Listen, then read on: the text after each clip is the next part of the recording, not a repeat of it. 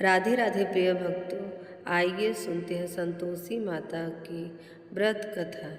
एक बार की बात है, एक गांव में एक बुढ़िया रहती थी जिसके 7 बेटे थे। 6 बेटे कमाने वाले थे और एक बेटा निकम्मा था। बुढ़िया माँ 6 पुत्रों का जूठ अपने उस 7वें बेटे को देती थी। 7वां पुत्र एक दिन अपनी पत्नी से बोला, देखा मेरी माँ मुझे कितना प्रेम करती है। वो बोली, क्यों नहीं, सबका जूठा बचा हुआ खाना तुमको खिलाती है, देखा है मैंने उनका प्रेम।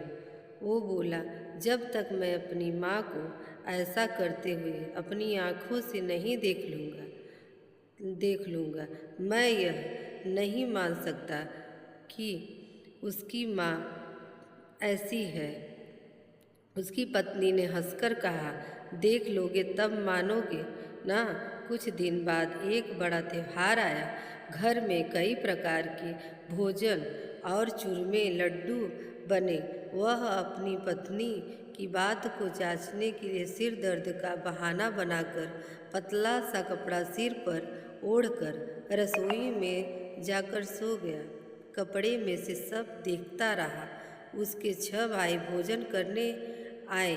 उसने देखा उसकी माँ ने उनके लिए सुंदर सुंदर आसन बिछाए, 7 प्रकार की रसोई परोसी और आग्रह करके उन्हें भोजन कराती रही।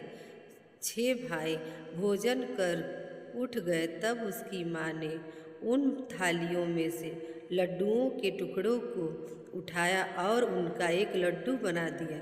झूठ साफ करके माँ ने उसको पुकारा, उठ बेटा उठ, तेरे भाइयों ने भोजन कर लिया, तू भी उठ भोजन कर ले। उसने अपनी माँ को ऐसा करते हुए देख लिया। उसने अपनी माँ से कहा, माँ मुझे भोजन नहीं करना, अब मैं परदेश जा रहा हूँ।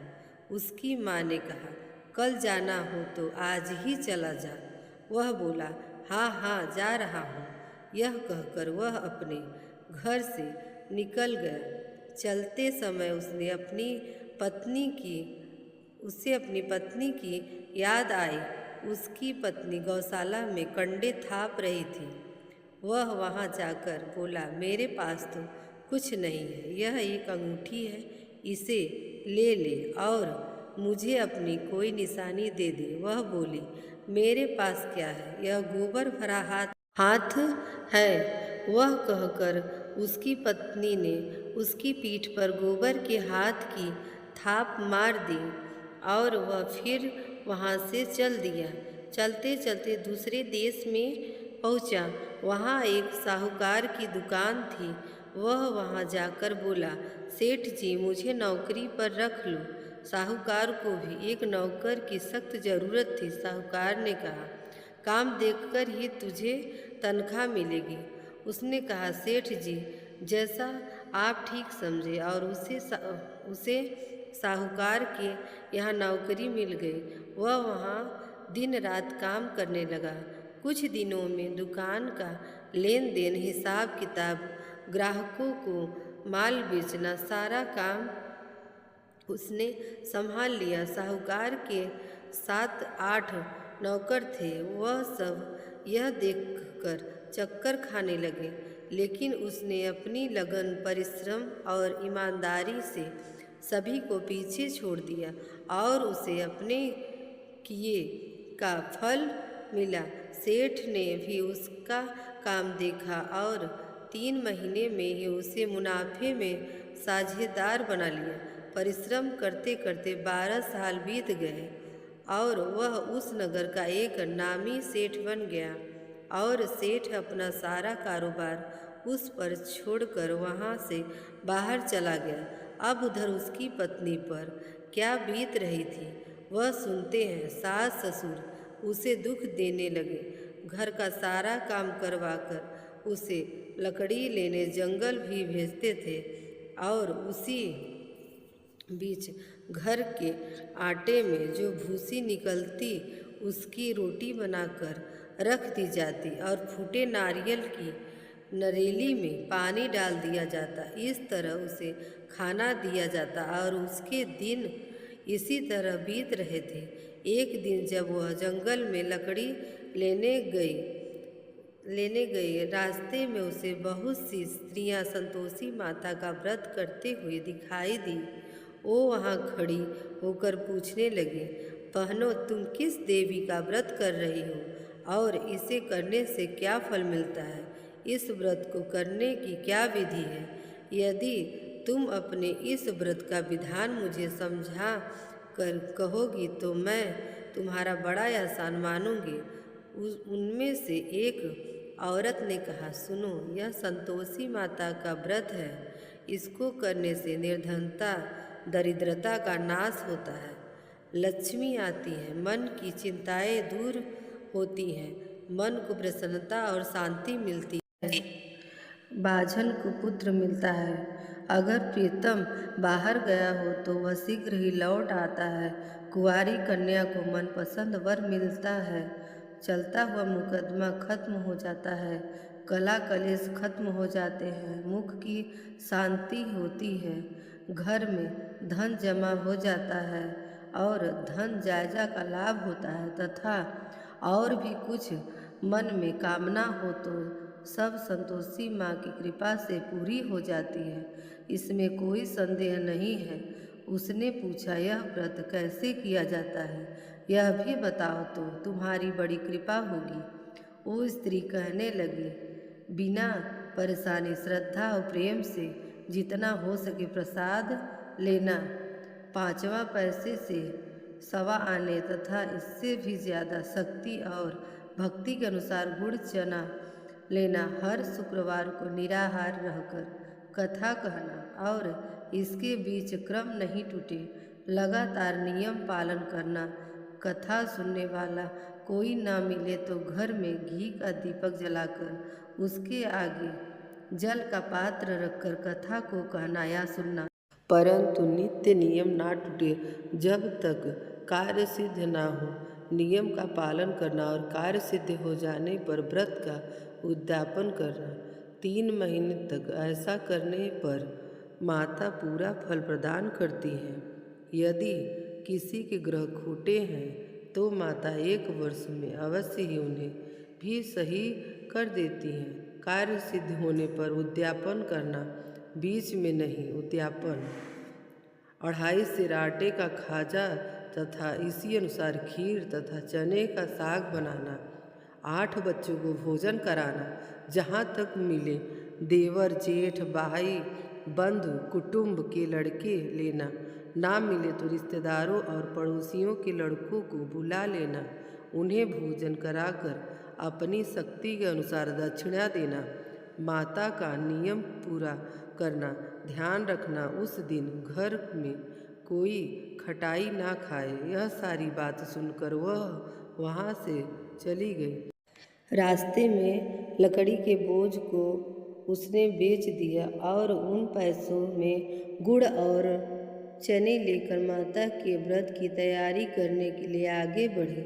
रास्ते में संतोषी माता के मंदिर में जाकर माता के चरणों में लौटने लगी, विनती करने लगी, माँ, मैं दीन हूँ, निपट हूँ, मूर्ख हूँ, व्रत के नियम नहीं जानती, मैं बहुत दुखी हूँ।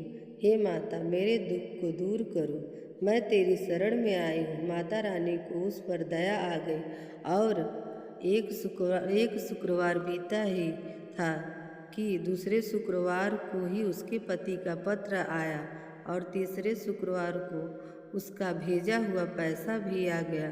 यह देखकर उसकी जेठानी मुंह से कोड़ने लगी, इतने दिनों बाद इतना पैसा कहाँ से आया? उनके लड़के ताने देने लगे, काकी के पास अब पत्र आने लगे हैं, रुपया आने लगा है, अब तो काकी की खातिर बढ़ेगी, अब तो काकी बुलाने से भी नहीं बोलेगी। बेचारी सरलता से कहती, भैया पत्र आए, रुपया आया हो तो हम सबके लिए ही अच्छा है। ऐसा कहकर आंखों में आंसू भरकर संतोषी माता के मंदिर में जाकर वो रोने लगी। माँ, मैंने तुमसे पैसा नहीं मांगा, मुझे पैसों का क्या काम, मुझे तो अपने सुहाग से काम है, मैं तो अपने स्वामी के दर्शन और सेवा मांगती हूँ। तब माता ने प्रसन्न होकर कहा, जा बेटी, तेरा स्वामी जल्द ही आएगा। यह सुनकर वह खुशी से बावली होकर आकर काम करने लगी। संतोषी माँ विचार करने लगी, इस भोली पुत्री से मैंने कह तो दिया कि तेरा पति शीघ्र आएगा, पर आएगा कहाँ से? वह तो इसे स्वप्न में भी याद नहीं करता। उसे इसकी याद दिलाने मुझे ही जाना पड़ेगा। संतोषी माता ने उस बुढ़िया के बेटे को स्वप्न में समझाया, पुत्र, तेरी घरवाली कष्ट उठा रही है। वो बोला, हाँ माता, यह मुझे मालूम है, परंतु अब मैं क्या करूं? वहाँ कैसे जाऊं? परदेश की बात है, लेन देन का सारा हिसाब किताब, कोई जाने का रास्ता नहीं नजर आता। आप ही कोई राह दिखाएं कि मैं वहाँ कैसे जाऊं? माँ ने कहा, सवेरे नहा धोकर मेरा नाम लेकर घी का दीपक जलाकर दंडवत और दुकान पर जा बैठना। देखते देखते तेरा सारा लेन देन चुक जाएगा, जमा हुआ माल भी बिक जाएगा, सांझ होते होते धन का ढेर लग जाएगा। वो अगले दिन सुबह जल्द उठा। उसने अपने मित्रों, बंधुओं और परिचितों को स्वप्न के बारे में बताया कि माता के द्वारा कही गई बात सुनाई। वह सब उसकी बात सुनकर उसका मजाक उड़ाने लगे। वो कहने लगे कि कभी सपने भी सच होते हैं। एक बूढ़ा व्यक्ति बहुत समझदार था। वो बोला, देखो भाई, मेरी बात मानो, देवी ने जैसा कहा है वैसा ही करना। ऐसा करने में तेरा क्या जाता है? बूढ़े आदमी की बात मानकर वह नहा धोकर संतोषी माता को प्रणाम कर कर घी का दीपक जलाकर दुकान पर जा बैठा। शाम तक उसके यहाँ धन का ढेर लग गया और सारे लेन देन भी निपट गए। वह यह देखकर हैरान हुआ। मन में संतोषी माता का नाम लेकर प्रसन्न होकर सब काम निपटा कर वह अपने घर के लिए रवाना हुआ। उधर उसकी पत्नी जंगल में लकड़ी लेने गई। लौटते समय जब वह बहुत थक गई तो संतोषी माता के मंदिर पर विश्राम करने के लिए वह बैठ गई। यह तो उसके रोज का स्थान था। धूल उड़ती देखकर उसने माता से पूछा, हे माता, यह धूल कैसे उड़ रही है? माता ने कहा, हे पुत्री, तेरा पति आ रहा है। अब तू ऐसा कर, इन लकड़ियों की 3 बोझ बना, एक नदी के किनारे रख दे, दूसरा मेरे मंदिर पर और तीसरा अपने सर पर रख ले। तेरे पति को लकड़ी का गट्ठर देखकर तुझसे मोह पैदा हो जाएगा। यह वहाँ रुकेगा, नाश्ता पानी बनाकर खाकर माँ से मिलने जाएगा। तू लकड़ी का बोझ उठाकर जाना और बीच में चौक में गड्ढा डालकर 3 आवाज़ें जोर से लगाना। लो सासू जी, लकड़ियों का गट्ठा लो, भूसी की रोटी दो, नारियल के खोपरे में पानी दो। आज कौन मेहमान आया है? संतोषी माँ की बात सुनकर वह बोली, बहुत अच्छा माँ। यह कहकर लकड़ियों के 3 बोझ एक नदी के तट पर और दूसरा माता के मंदिर में रख दिया। इतने में ही मुसाफिर वहाँ आ पहुँचा। सूखी लकड़ी देखकर उसको इच्छा हुई कि अब वह यहीं विश्राम कर ले और भोजन बनाकर खा पी कर अपने गांव के लिए चले। इस प्रकार वह अपने गांव में आ गया। उसी समय बहू सिर पर लकड़ी का गट्ठा ले आई और उस गट्ठा को आंगन में डालकर जोर से 3 आवाज़ें दी। लो सासू जी, लकड़ी का गट्ठा लो, लो भूसी की रोटी दो, नारियल के खोपरे में पानी दो। आज कौन मेहमान आया है? यह सुनकर सास ने अपने दिए हुए कष्टों को भुलाने के लिए बहू से कहा, बहू, तू ऐसा क्यों कहती है? तेरा मालिक ही तो आया है।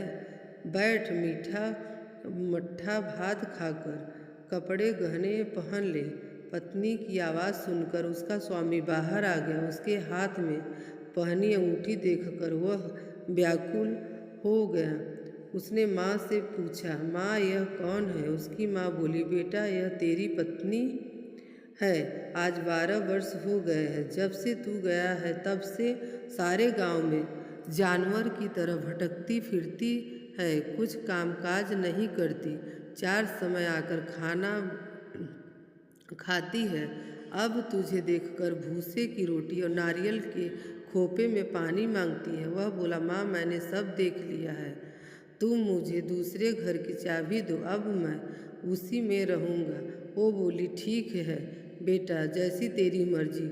उसने दूसरे घर को खोलकर सारा सामान जमाया।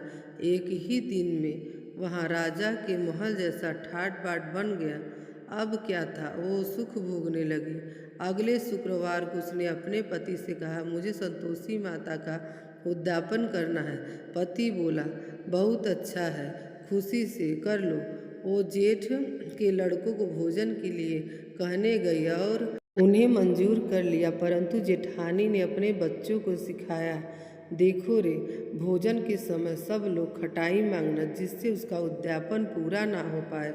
लड़के भोजन करने आए, खीर पेट भर खाई, परंतु बाद में याद आते ही कहने लगे, हमें कुछ खटाई खाने को दो, खीर खाना हमें भाता नहीं है। बोले, पैसे लाओ। लोभी बहू कुछ नहीं जानती थी, उसने उन्हें पैसे दे दिए। लड़कों ने बाहर जाकर उन पैसों से इमली खरीदी और खाई। यह देखकर बहू पर माता जी ने कोप कर दिया। राजा के दूत उसके पति को पकड़ कर ले गए। बहू से यह सब सहन नहीं हुआ। वह संतोषी माता के मंदिर गई और कहने लगी, माता, तुमने यह क्या कर दिया? हंसा कर क्यों रुलाने लगी? माता बोली, पुत्री, तूने मेरा व्रत भंग किया है, इतनी जल्दी ही सारी बातें भुला दी हो। बोली माता, मैं भूली नहीं हूँ ना, मैंने कुछ अपराध किया, मुझे तो लड़कों ने भूल में डाल दिया, मुझे क्षमा करो। वो बोली, अब मैं कोई भूल नहीं करूँगी। अब बताओ, मेरे पति वापस कैसे आएंगे? माँ ने कहा, पुत्री जा, तेरा पति रास्ते में तुझे आता मिलेगा। वह मंदिर से निकलकर बाहर आई तो रास्ते में उसे अपना पति आता हुआ मिला। उसने पूछा, तुम कहाँ गए थे? तो वो बोला, इतना जो धन कमाया है उसका कर राजा ने मांगा था, उसे ही भरने चला गया था। वह प्रसन्न होकर बोली, अच्छा हुआ, ठीक है, अब घर चलो। फिर अगला शुक्रवार आया। वह बोली, मुझे माता का उद्यापन फिर से करना है। पति ने कहा, ठीक है, कर लो। फिर वह जेठ के लड़कों के पास भोजन को कहने गई। जेठानी ने लड़कों को सिखा दिया, तुम पहले की ही तरह इस बार भी खटाई मांगना। लड़के भोजन करने बैठे, लेकिन भोजन करने से पहले ही कहने लगे, हमें खीर पूड़ी नहीं भाती, इसे खाने से हमारा ही बिगड़ता है, कुछ खटाई खाने के लिए दो। वह बोली, खटाई तो तुम्हें खाने को नहीं मिलेगी, अगर यह खाना है तो खाओ, नहीं तो जाओ। उनके चले जाने पर उसने ब्राह्मण के लड़कों को बुलाकर भोजन करवाया और दक्षिणा की जगह उन्हें एक एक फल दिया। इससे संतोषी माता बहुत प्रसन्न हो गई। माता की कृपा से 9 महीने बाद उसको चंद्रमा के समान एक सुंदर पुत्र प्राप्त हुआ। पुत्र को लेकर वह प्रतिदिन संतोषी माता के मंदिर जाने लगी। माँ ने सोचा कि वह रोज आती है, क्यों ना आज मैं ही इसके घर चलूँ, इसका आसरा देखूँ तो सही कि यह कहाँ रहती है। यह विचार कर माता ने एक भयानक रूप बनाया।